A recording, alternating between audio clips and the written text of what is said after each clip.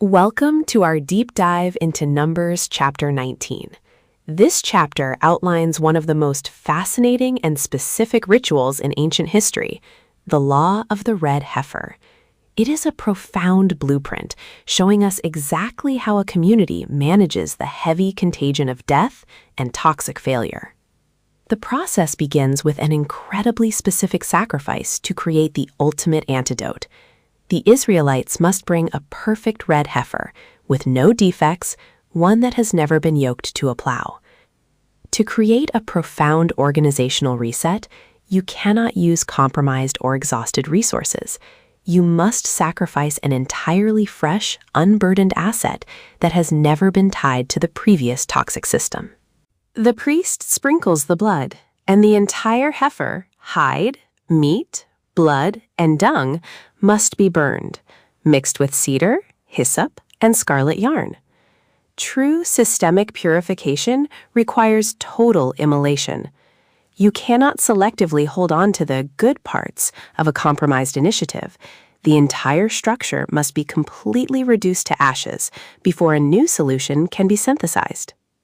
Now we encounter a profound paradox. The very process that creates the means of purification actually makes those involved ceremonially unclean until evening. Leaders must understand the heavy psychological toll of crisis management. The people tasked with cleaning up a toxic organizational mess will inevitably absorb some of that toxicity themselves, requiring their own dedicated time for recovery. So, when was this water used? The law dictates that anyone who touches a dead body, a bone, or a grave is instantly defiled for 7 days. Proximity to a fatal failure is highly contagious. When an initiative dies, anyone who physically touches or remains attached to its remnants absorbs its toxic inertia and must be temporarily sidelined. The law was even stricter regarding enclosed spaces. If someone dies inside a tent, anyone inside, anyone who enters, and any uncovered container are instantly defiled.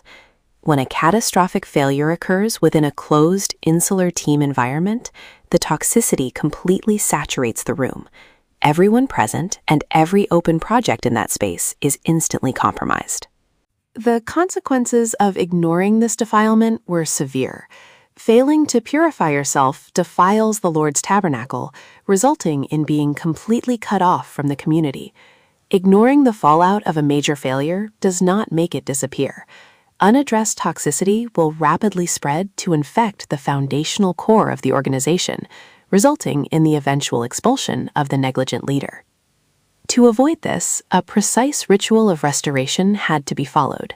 A clean person uses a hyssop branch to sprinkle the special water over the defiled person precisely on the 3rd and 7th days. Recovery cannot be rushed. True restoration requires submitting to a highly structured, objective timeline, facilitated by an external, clean mentor who guides the intervention. Interestingly, the paradox returns at the end. The clean person who lovingly steps in to sprinkle their neighbor becomes unclean themselves until evening. Restoring a fallen team member is an act of deep sacrifice. The mentor who steps in to facilitate the healing will temporarily absorb the stain of the crisis, sharing the burden to bring their colleague back into the fold. This chapter leaves us with a vivid picture of absolute dedication to holiness and the profound steps required to restore connection. This leaves us with 2 important questions to chew on today. First, are you currently trying to ignore a dead failure in your organization instead of initiating a highly structured process of recovery?